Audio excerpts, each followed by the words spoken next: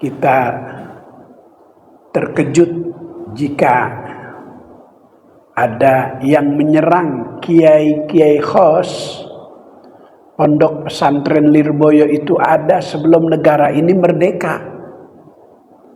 Pondok pesantren Lirboyo itu berdiri 1910. Maka santri-santrinya dididik oleh pendiri pesantren Lirboyo, Kiai Haji Abdul Karim, menjadi pahlawan untuk melawan penjajah Belanda. Itu banyak santri Lirboyo yang gugur di medan ketika berhadapan dengan Belanda.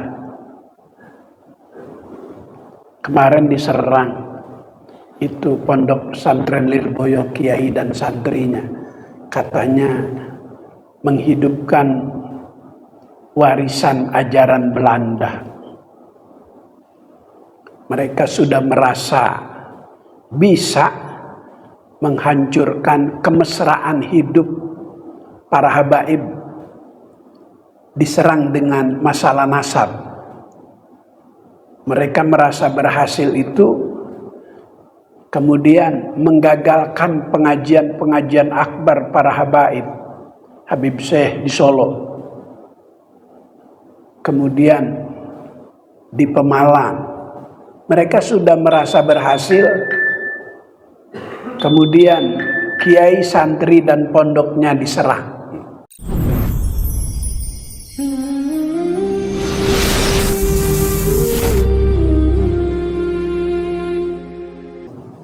Assalamualaikum warahmatullahi wabarakatuh. Bismillahirrahmanirrahim. Alhamdulillah alladzi akramana bita'allumi wa ta'lim. Salatu wassalamu ala asyrafil mursalin Sayyidina Muhammadin al-mawsufi bil Qur'an bir-raufir rahim wa ala alihi wa ashabihi al-faizina biduhuli jannatin na'im. Amma ba'du, yang terhormat pengurus Masjid Al-Bakri, hadirin Bapak Ibu yang insyaallah diberkahi Allah Subhanahu wa taala. Materi kajian subuh kita hari ini berjudul manfaat dan hikmah Allah Ta'ala ciptakan nama-nama hari dalam sepekan. Bismillahirrahmanirrahim.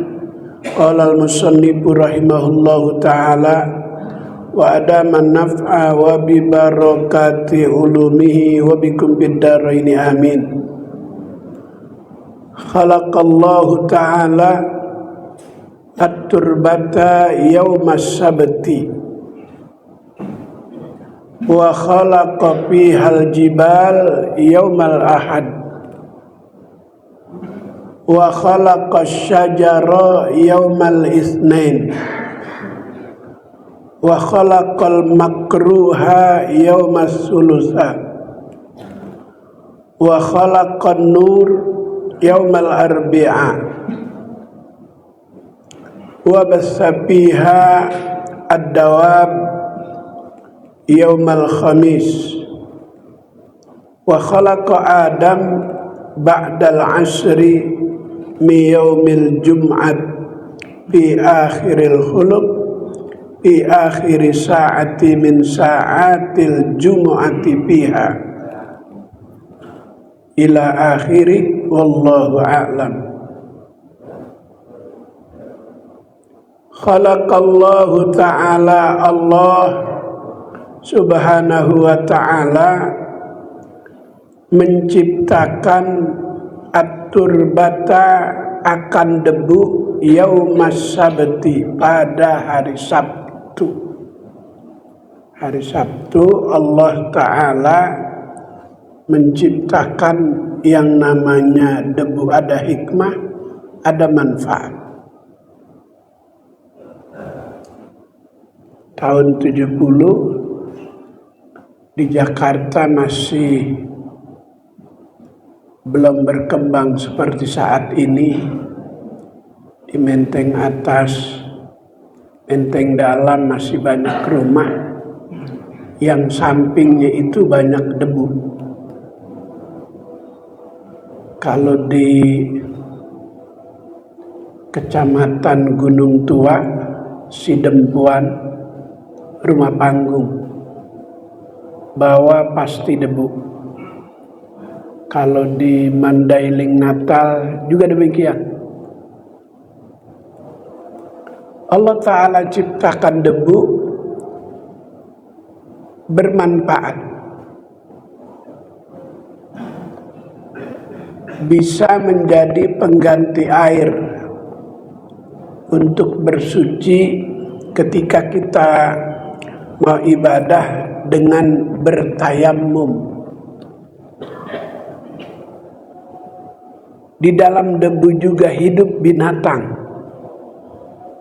Binatang apa tuh yang kecil? Apa? Undur-undur.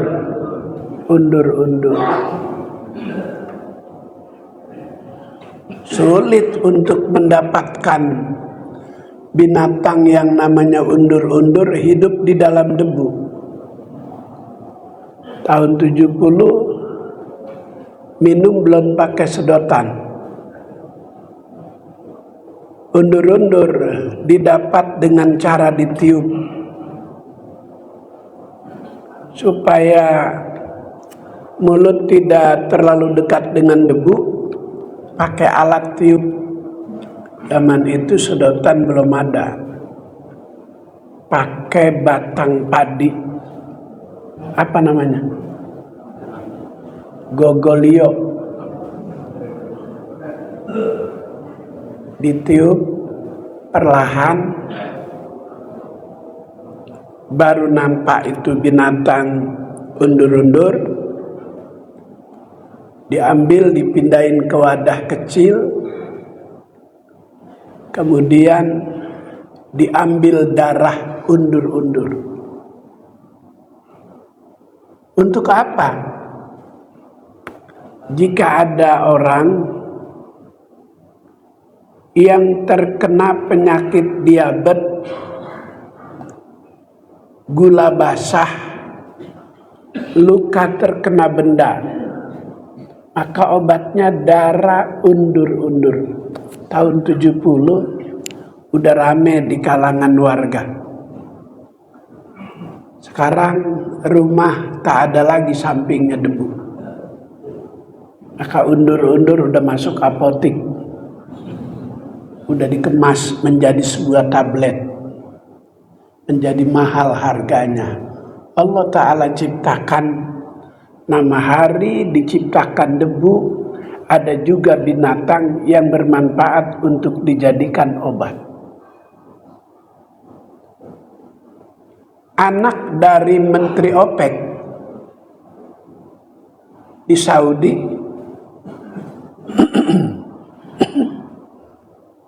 menderita penyakit aneh.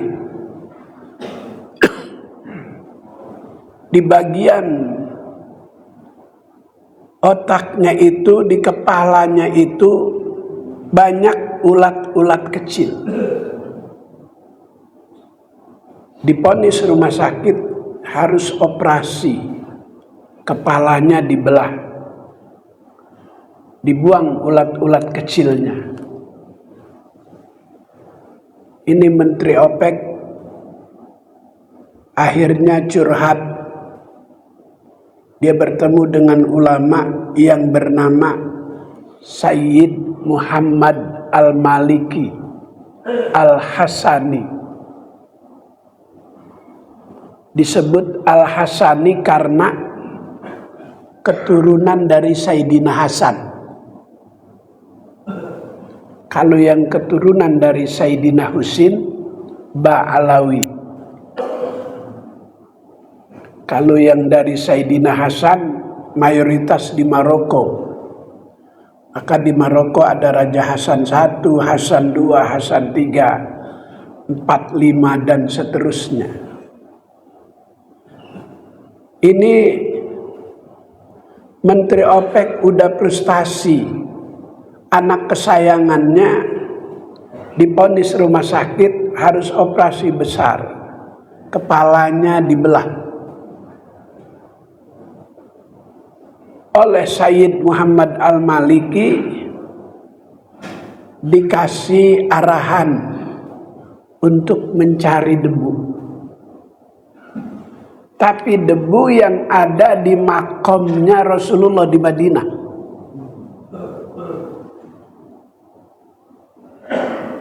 Tidak sekedar kau ambil, tapi kau harus tawassul, berdoa minta kepada Allah dengan wasilah Nabi Muhammad, supaya penyakit anakmu disembuhkan tanpa operasi. Orang Mekah kan nggak suka tawassul. Kita kalau ziarah ke makam Rasulullah, tangan kita lurus ke makam, itu dilarang. Haji, torik haram, haji. Karena mendesak, akhirnya itu Menteri OPEC datang ke Madinah, pejabat, dibukakan pintu, bisa masuk langsung ke makam Rasul. Dia nangis di situ, dia berdoa di situ dengan wasilah kepada Nabi, minta kepada Allah supaya anaknya disembuhkan dengan obat debu yang ada di makam Rasulullah. Disuruh berwasilah, maka dalam doa Bapak Abu Rizal Bakri ketika acara haul dia punya keluarga besarnya, itu Kiai Haji Mashuri Syahid, ulama yang ngajar di istana Presiden Soeharto waktu itu. Mashuri Syahid itu guru sufi. Jadi dulu di Cendana, di istana itu banyak ulama-ulama. Presiden Soeharto kalau belajar sambutan dengan Kiai Qasim Nur Sehat, belajar Fatihah jadi lancar dengan Kiai Haji Tajuddin Hasan, belajar tasawuf supaya sholatnya khusyuk dengan Kiai Mashuri Syahid.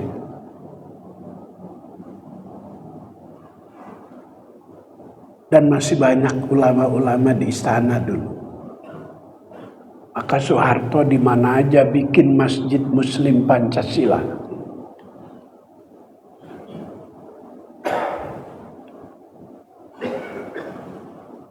Baca doa itu ulama yang namanya Mashuri Syahid. Hadiyatan minna wasilah wa rahmatan minka nazilah wa sodaqatan mutaqabbala nuhdiha ila hadrati habibina wa syafi'ina wa maulana Muhammad summa ila ruhi fulan bin fulan. Jadi perintah Allah, kata Allah, wabtahu ilaihil wasilah, carilah olehmu akan perantara.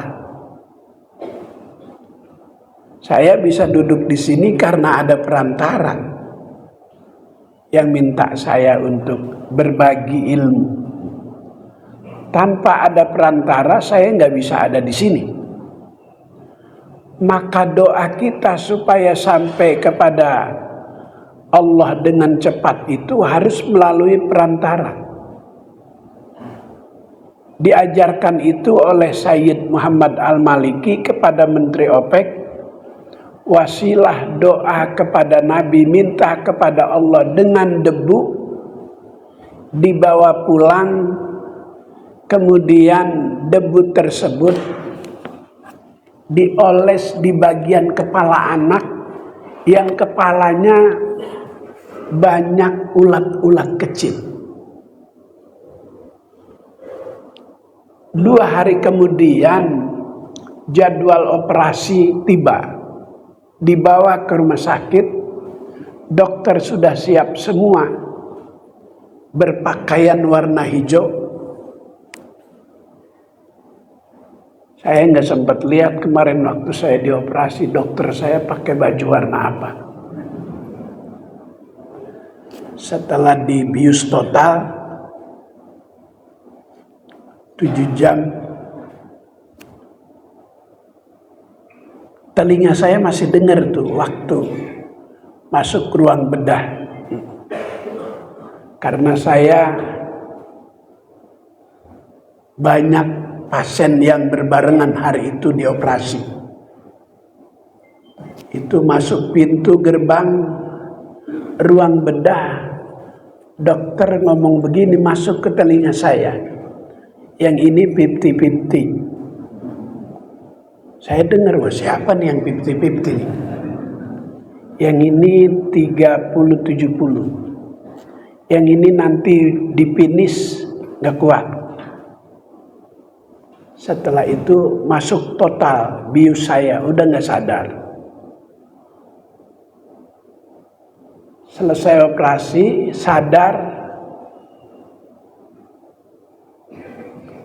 Saya cari tuh teman saya. Rupanya teman saya itu yang disebut tadi yang 50-50. Gak kuat. Yang dari Batam, yang dari Riau udah antri 3 bulan. Nggak jadi dioperasi karena ada kendala penyakit lainnya. Jadi nunggu normal semua. Jadi saya dengar yang ini. Innalillahi wa inna ilaihi rajiun. Wasilah saya ada di sini karena doa jamaah Al-Bakri. Ya Rabbal.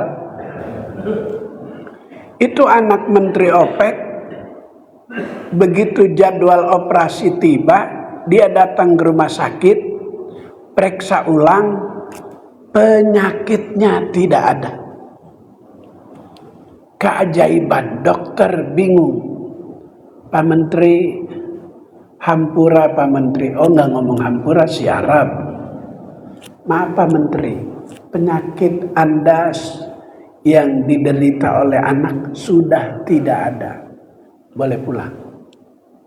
Allah Ta'ala ciptakan debu hari Sabtu bermanfaat, mengandung hikmah.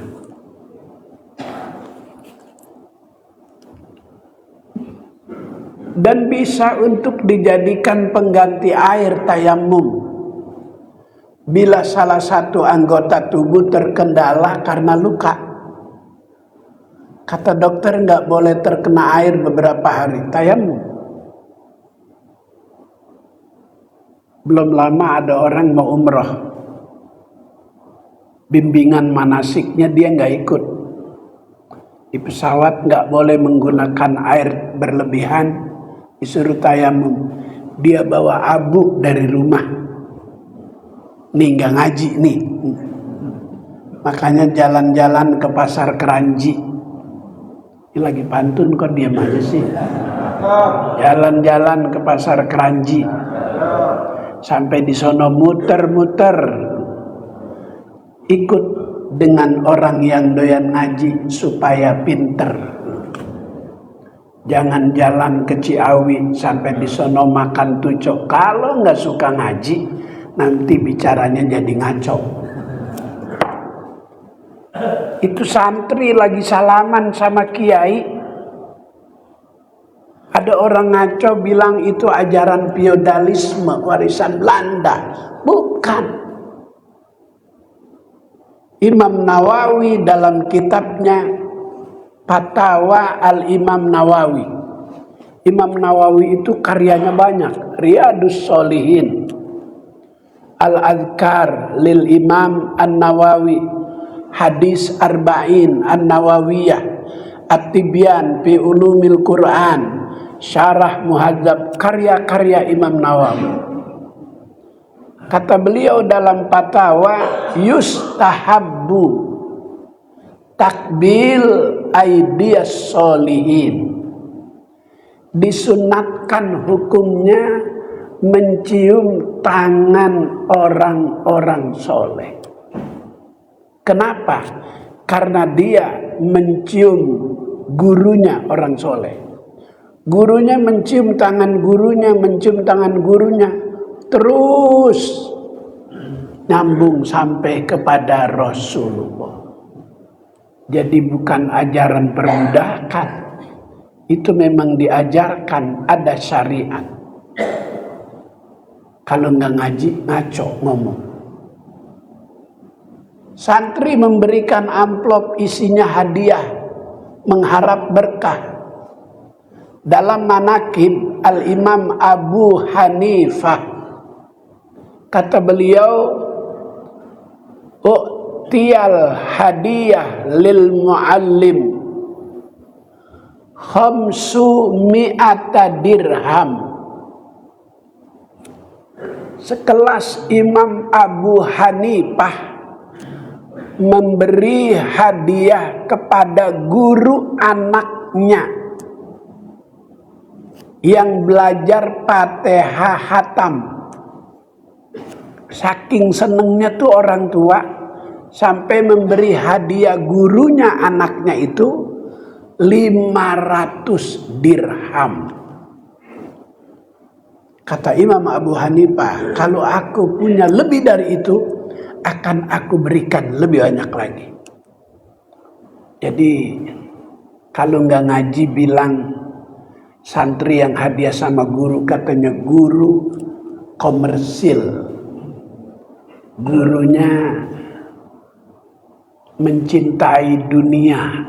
Bukan, itu mengharapkan berkah.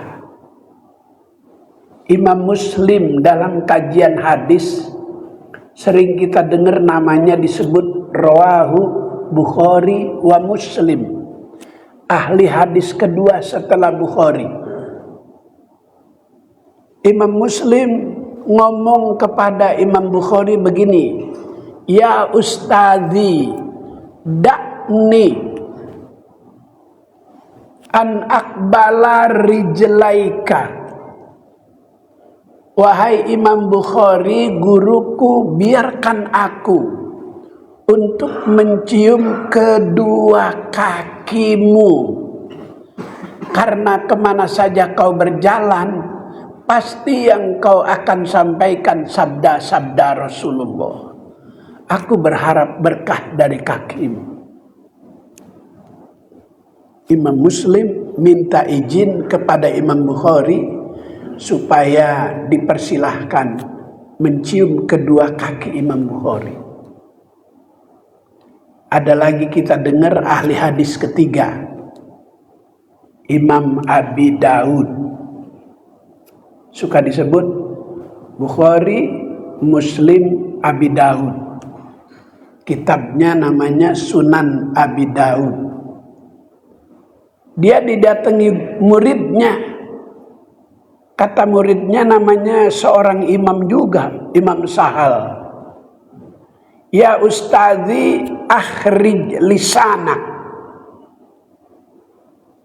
Wahai guruku Imam Abu Daud, keluarkan lidahmu. Aku akan mengecup lidahmu karena lidahmu setiap kali bicara pasti yang keluar hadis-hadis Rasulullah Sallallahu Alaihi Wasallam. Dia berharap berkah dari lidah gurunya, Al-Imam Abi Daud. Maka itu semua ada historisnya, ada sejarahnya, bukan ajaran feodalisme perbudakan, tapi sudah didahului oleh ulama-ulama besar yang hidup di zamannya. Jemaah yang mulia, sekarang yang kedua. Wa khalaqa fihal jibal yaumal ahad. Debu Allah Ta'ala ciptakan hari Sabtu. Allah Ta'ala ciptakan gunung-gunung itu hari Ahad, hari Minggu. Makanya hari Minggu pada ke puncak. Nggak ada yang hari Rabu.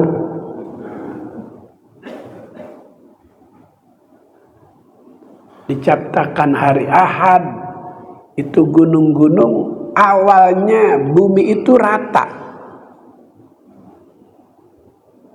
tiada henti terus bergerak. Malaikat lapor, ya Rob, bumi tiada henti terus bergerak. Kata Allah, aku ciptakan gunung biar stabil. Diciptakan gunung. Wa khalaqa fihal jibal yaumal ahad. Allah Ta'ala ciptakan gunung-gunung itu pada hari Ahad.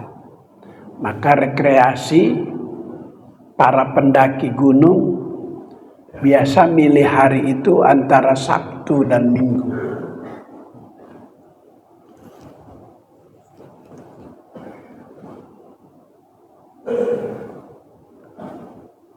Wa khalaqas syajar yaumal itsnain.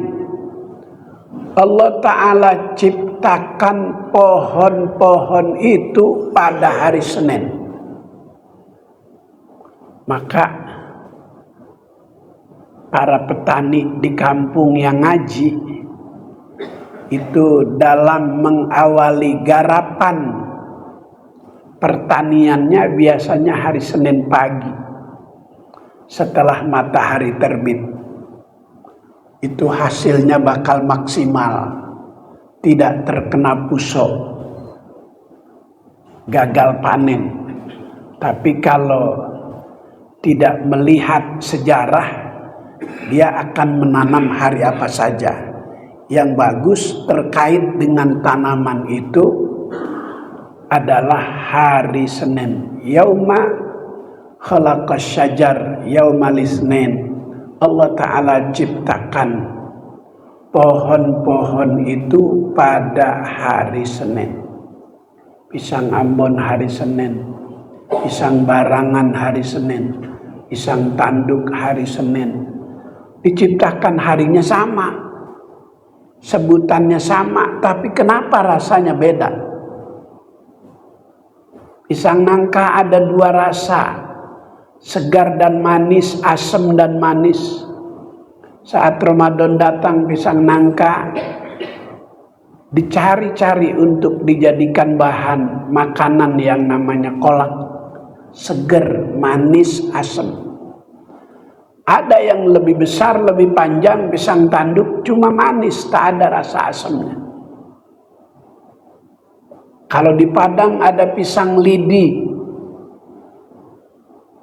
di Medan ada pisang barangan,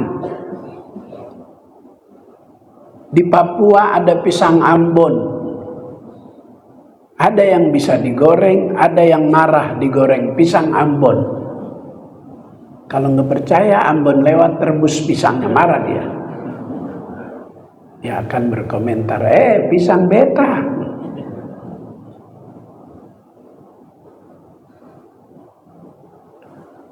Manfaat Allah Ta'ala ciptakan hari Senin akan tumbuh-tumbuhan. Tak semua bisa menjadi bahan santapan. Ada yang bisa menjadi obat. Buahnya tidak enak, tapi getahnya jadi obat. Daun mudanya jadi obat. Pohon apa tuh yang ditanam di makam? Jarak, ya, pohon jarak. Itu getahnya jadi obat sariawan. Yang sering sariawan panas dalam, gusi-gusi bengkak, itu obatnya. Getah pohon jarak. Daun mudanya dihangatkan di dapur, jika sudah melayu dikasih minyak.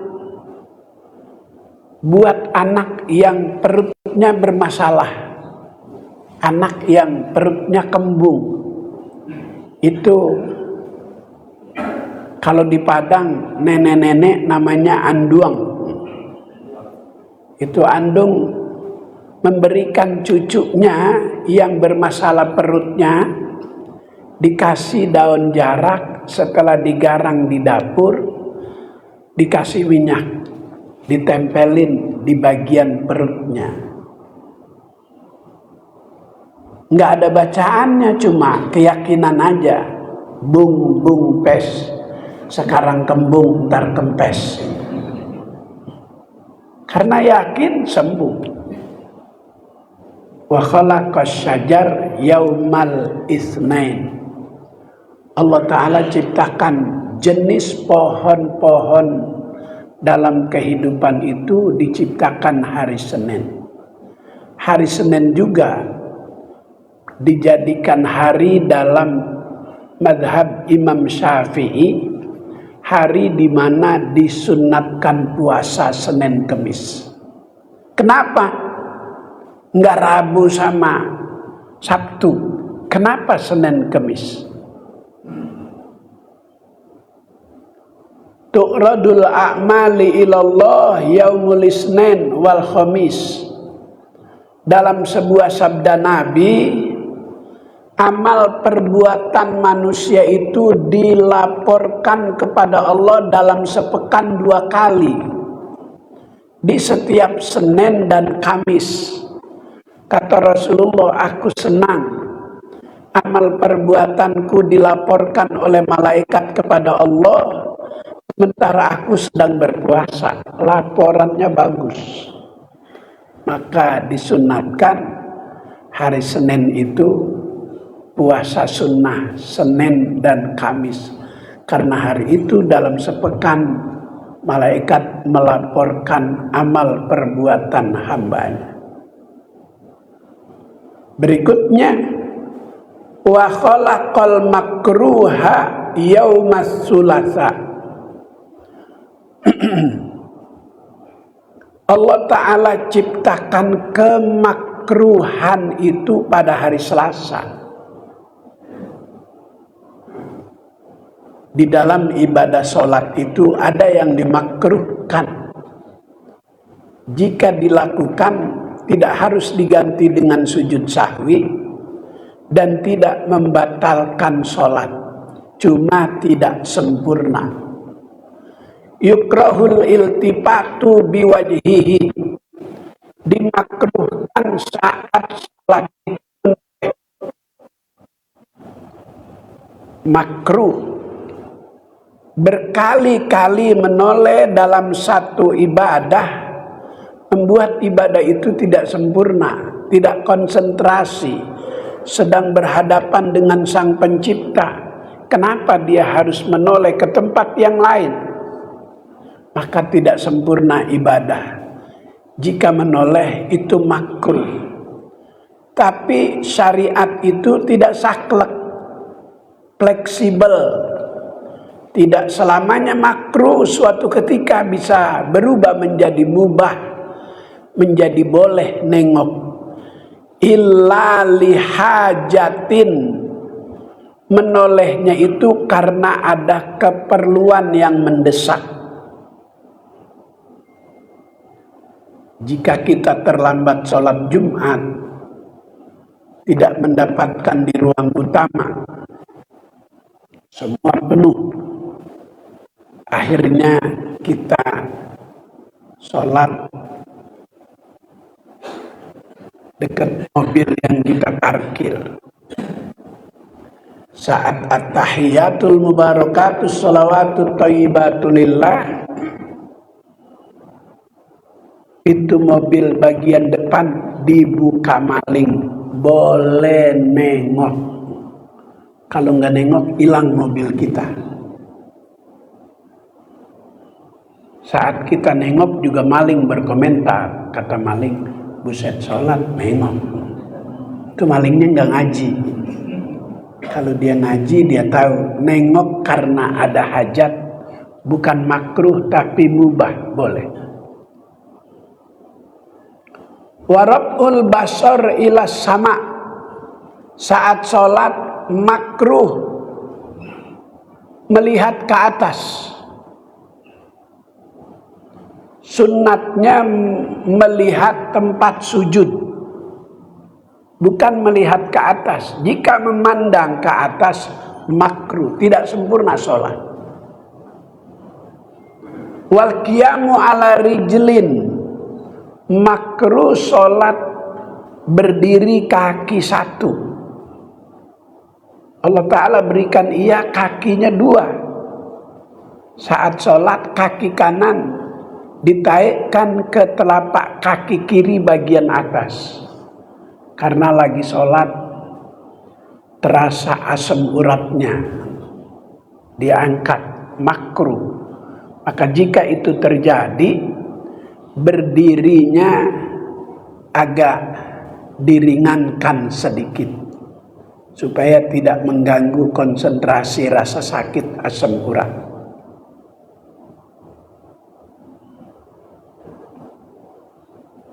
Wa khalaqan nur yaumal arbi'a. Allah Ta'ala ciptakan cahaya itu pada hari Rabu. Maka orang tua kita di kampung jika mengawali proses pembangunan rumah, gali pondasi, peletakan batu pertama itu biasanya hari Rabu. Dia berharap rumah ini memberikan cahaya kehidupan. Setelah naik batu, naik kayu, nanti di atas sebelum dikasih atap, dikasih genteng, digantungin padi, tebu, bendera, pisang, apalagi? Itu ada ajarannya. Dikasih padi supaya rezeki pemilik rumah ke depan nggak habis-habis. Dikasih pisang supaya anggota keluarga hidup dalam suasana kondusif, sakinah, mawaddah, warahmah. Itu memang ada ajarannya, ada historisnya. Yang nggak ada ajarannya kalau digantungin baju bagian dalam, nggak ada itu ajaran. Saya ceramah di desa Galian, Subang, dekat perkebunan tebu milik Mbak Tutut.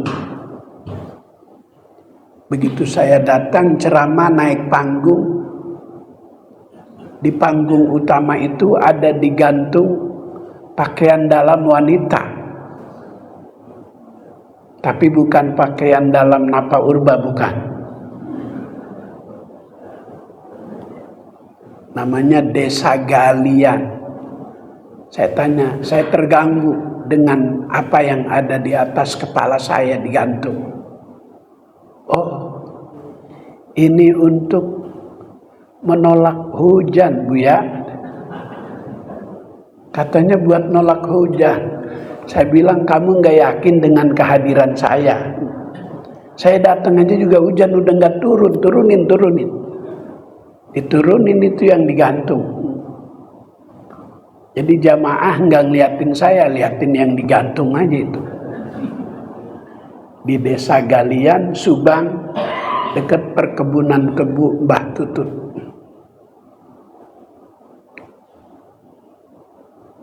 Wa khalaqa fiha ad-dawab yaumal khamis. Allah Ta'ala ciptakan binatang-binatang itu pada hari Kamis. Ayam negeri hari Kamis, ayam pelung hari Kamis, ayam kampung hari Kamis, ayam semuanya hari Kamis. Makanya ada ayam kremes. Itu diambil dari sini. Pinter itu pengusaha mengambil nama usaha kuliner ayam kremes. Dia ngambil dari hadis ini. Binatang-binatang diciptakan hari Kamis. Ada cucu Mbah Khalil, namanya Kiai Haji Muhammad Pakot. Ketika dia bermukim di Darul Mustafa, Yaman, yang seangkatan itu nama Muhammad banyak. Oleh Habib Umar dia ditambah namanya Muhammad Pakot, Muhammad saja. Pakot bahasa Arab artinya saja, Muhammad Pakot. Saya datang, saya ziarah ke Mbah Holil. Tanpa informasi saya akan mampir ke Kiai Muhammad Pakot. Selesai ziarah langsung mampir ke rumahnya. 2 bus hampir 90 orang.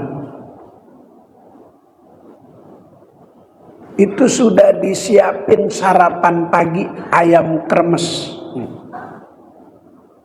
Itu kiai, santrinya banyak, besar pondoknya, buka usaha itu juga. Ayam kremes, bebek kremes, kasab juga. Saya datang tanpa informasi, tapi dia udah tahu. Saya akan datang dengan jamaah. Itu makan sarapan pagi udah disiapin. Masya Allah. Itu orang-orang yang punya makom tersebut masih banyak di negeri ini. Maka kita terkejut jika ada yang menyerang kiai-kiai khos. Pondok pesantren Lirboyo itu ada sebelum negara ini merdeka. Pondok pesantren Lirboyo itu berdiri 1910. Maka santri-santrinya dididik oleh pendiri pesantren Lirboyo Kiai Haji Abdul Karim menjadi pahlawan untuk melawan penjajah Belanda. Itu banyak santri Lirboyo yang gugur di medan ketika berhadapan dengan Belanda. Kemarin diserang itu pondok pesantren Lirboyo Kiai dan santrinya, katanya menghidupkan warisan ajaran Belanda. Mereka sudah merasa bisa menghancurkan kemesraan hidup para habaib. Diserang dengan masalah nasab.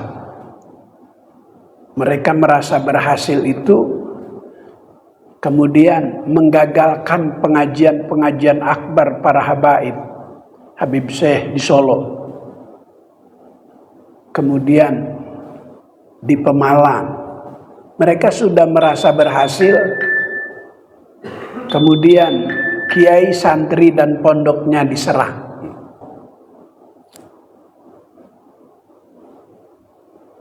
Wa khalaqa Adam ba'dal asri min yaumil Jum'at. Nabi Adam itu diciptakan pada hari Jumat ba'dal asar. Wa khalaqas sa'ah, dan Allah Ta'ala akan ciptakan juga akhir kehidupan dunia ini. Hari kiamat itu hari Jumat. Hari kiamat bakal terjadi itu ba'dal asri ilal laili. Matahari terbit dari sebelah barat, belum hancur ini dunia, mulai hancurnya ba'dal asri ilal lail. Mulai dari setelah sholat asar, bagi yang meyakini ini adalah hari akhir kehidupan dunia, dia tetap beribadah. Ba'dal asar mulai dihancurkan. Izazul zilatil ardu zilzalaha. Maka yang tetap istiqomah meyakini ini adalah akhir kehidupan, dia tetap beribadah kepada Allah, itu namanya husnul khotimah. Orang itu bakal terbebas dari tipu daya Dajjal. Mudah-mudahan kita selamat dari tipu daya Dajjal. Al-Fatihah. A'udzubillahi minasyaitonirrajim. Bismillahirrahmanirrahim. Alhamdulillahirabbil alamin arrahmanirrahim maliki yaumiddin. Iyyaka na'budu wa iyyaka nasta'in ihdinas siratal mustaqim siratal ladzina an'amta 'alaihim ghairil maghdubi 'alaihim waladdallin amin. Allahumma jam'ana hadza jam'an marhuma tafarraqana min ba'dihi tafarruqan ma'suma. Allahumma ahsina akibatana fil umuri kulliha wa ajirna min khizyid dunya wa 'adzabil akhirah.